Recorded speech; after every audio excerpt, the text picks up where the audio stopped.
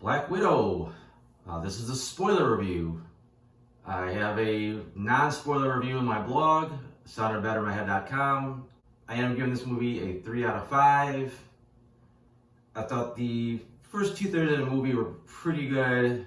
And then I thought the final third of the movie, the final act, was just mediocre. You know, it definitely didn't stick the landing. But I think everything else going up to was pretty solid. You know, you just from watching the trailers, you know the general plot is that Tasha's on the run, and she has to reunite with her family to take down the Red Room once and for all, because they're pretty much brainwashing all the widows now, or they have no control of their own actions. And doesn't take the route to get there that I expected, but I enjoyed the ride. I was really surprised to see the whole opening sequence with the flashback of the whole family growing up in Ohio. I thought the CGI overall was pretty good, making everybody look younger. Well, at least the adults making them look younger. The kid actors were okay. I honestly didn't think the actress playing the young Natasha looked anything like her. And to be honest, first time I saw her, I thought it was like a teenage boy. So I didn't even make the connection that it was supposed to be Natasha for like way longer than it should have been. But I said I'd like to.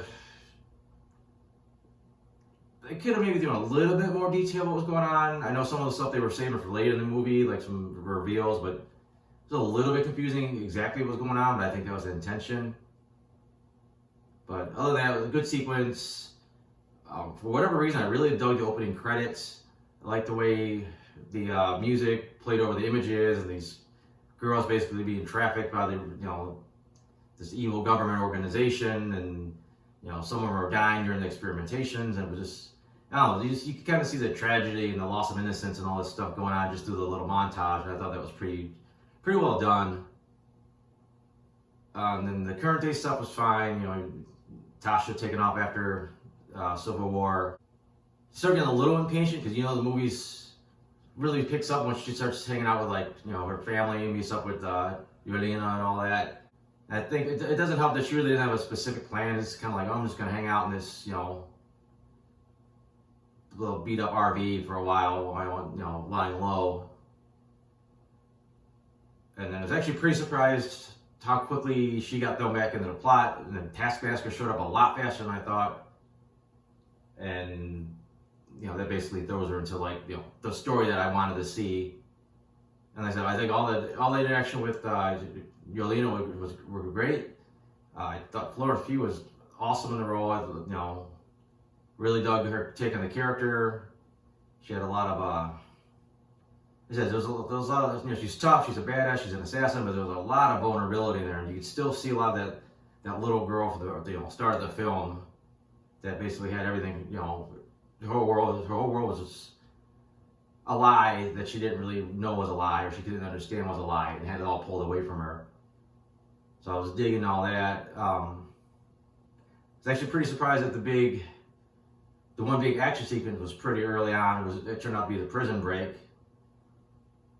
I think I got the impression from the trailers that it was just a little bit. He kicks the door down, he gets out, and that's about it. But it was a pretty over the top action sequence there. But it was fine. It worked. As far as David Harbour's character, the Red Guardian, thought he was a little too much of a punchline throughout. The young version was really on the top of his game, badass, and then we see him now after he gets out of prison, everything's like a joke, and his character always has to say something stupid or silly, and really doesn't get too many chances to step up and be the hero. And I was also a little disappointed. I was hoping we would get to see a clip of him in costume as a young man, but it's not that big of a deal not to see that. And I also thought it was not really that well explained why he was in prison and why he got basically thrown away for life. I mean, he kind of says a few things, but it's not really clear.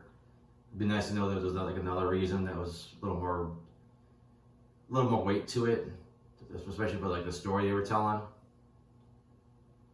And then, of course, we meet up with the Molina's character, and this is where it gets interesting because I think all the speculation by the fans was that since they didn't reveal who was playing Taskmaster, that it was going to end up being Melina was actually secretly the Taskmaster. And there was a lot of clues that seemed to tie into that, as far as, you know, the project she was working on, the fact that she basically stayed working for the Red Room this whole time. And it's kind of like the next evolution of what, you know, her character would have did. And there was a couple characters that pop up where you're like, you know what, they could be alternates for Taskmaster as you're watching the movie.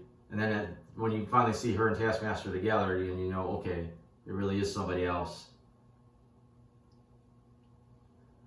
As far as the actual reveal, that it was actually Dreykov's daughter.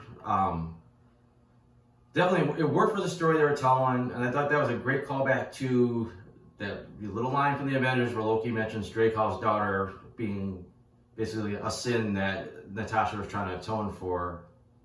I thought that worked. As far as the Taskmaster character, I'm not like a huge fan of the character. I know the bits and pieces of his story. I know what he does and what he can do. So it was disappointing that it's not what this character was, and it's like not just to make it a girl, but just the whole background and the actual powers and abilities just wasn't like, just didn't quite click as well as like the you know, what I wanted the character to be, how I wanted the line with the comic book version. But again, I thought it worked really well for the story they were telling. I think going forward, they could still take this character in a similar route. Now that she's got free will, she could be a mercenary, she could do this and this, but still not gonna be the same as, like I said, the character that a lot of people are really fond of. Also, we got surprisingly little Taskmaster. Like, not only is she not even in the movie all that much, but the fight scenes are lacking. Like, they're not as good as I thought they were gonna be. You're supposed to have this big scene where she fights Black Widow and she's matching all her moves. That's pretty brief and over, but that's fine because it starts the film off. You know, you don't want to give away everything, you know, all at once. Then the car chase scene, her big thing was the one shot doing the arrow and taking out the car with the explosive arrow, and then that's, you know, a few shield tosses, but nothing spectacular. And then the big fight at the end where she fights the Red Guardian was like really nothing that spectacular. Like, I just thought we'd see more of like all these skills that she's, you know, accumulated through the years and really getting to see them and put to use. I mean, you're basically fighting like all the human Avengers at the same time, like, you know, throwing shields and shooting bow and arrows, and, you know, even, you know, Black Panther's moves, and they just really don't take advantage of that. It's just, especially at the end, it's just kind of something going on in the background. It's not like Red Guardian's gotta beat Taskmaster to save the day. Like, it's just like, all right, you guys fight while we're having this other thing going on, while we're having this other thing going on, and while there's other things going on, and the whole flying bases is falling apart and getting ready to crash. There's just hardly anything about that, you know, that consequential. And then even the fight with Natasha at the end with all the other Black Widows is like, okay, she's holding her own against them, and they get the advantage, and then it's just like them kind of taking turns kicking her.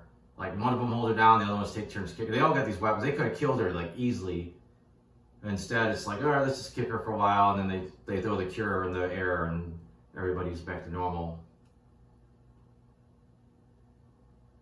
Another disappointing thing, I think everyone was hoping that we would finally see the whole Budapest thing and what happened with Hawkeye and Natasha back in the day.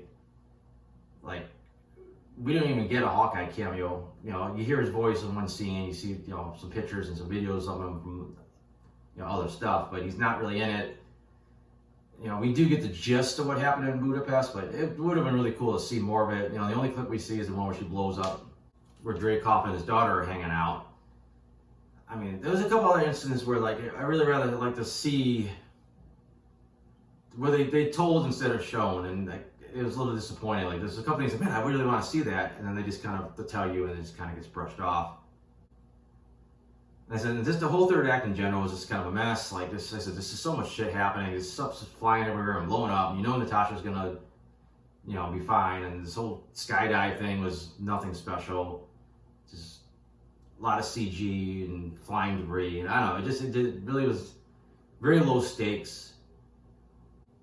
And again, there was some nice callbacks again to the Avengers. Tasha basically outsmarting Dreykov and, you know, getting all the information she needed from him. Another thing I meant to mention is things were making there's a nice story, nice plot, all the way to the farmhouse, and then you got to see when Melina supposedly betrayed them, and then we cut to like them being, captive and going to like this base. But then there's this whole flashback that comes out about like, oh, by the way, we didn't show you that they were all working together, or at least Natasha and Melina working together, and they had this whole thing where they switched costumes, they got these wigs done up that look like each other's hair, and they got the masks from S.H.I.E.L.D. that make you look like somebody else, and this whole crazy plot line happened in like the few minutes while they're hanging out at this farm, off camera. And it's just everything kind of fell in place too easily. And, she's talking to the bad guys, like, oh, you can't kill me because I got these pheromones. And it's like, then all of a sudden it's like, oh, by the way, haha, here's another flashback. She's going to sever her nerve in her nose, and she won't be able to smell them anymore, and then she could beat them. Like, it's really bad execution. I don't mind like a little bit of a twist, like, we didn't know they were working together, but just the way it was done and the way that it all worked out was just kind of corny. And then as far as the post-credit scene, it was decent. I think again, Florence Pugh selling the emotional weight of her sister dying, which was really cool. Seeing her visit this grave.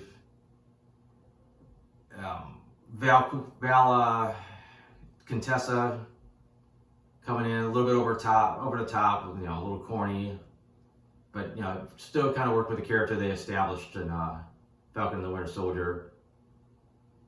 And a bit shocking that basically they're setting up the Hawkeye show, which is possibly the next Disney Plus series coming out. We're not sure yet.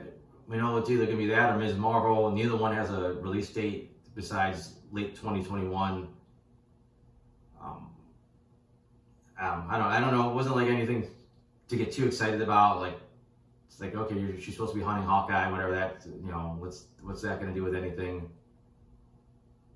But at least it makes that show a little more interesting before it even comes out. And I think it's going to have audiences saying, oh, what's this talking about? And then you're going to tell them, oh, it's a Hawkeye show. And then they might feel like they need to check out the Hawkeye show. So I guess it works in that regard. Other than that, there's probably a few other odds and ends I could have went into detail on this review, touching on the spoilers, but it's not really jumping to my head now. I guess it's not that important. But again, I said I got some other reviews on my blog. I got my comic strips. Those are all on soundedbettermyhead.com. And thanks for watching.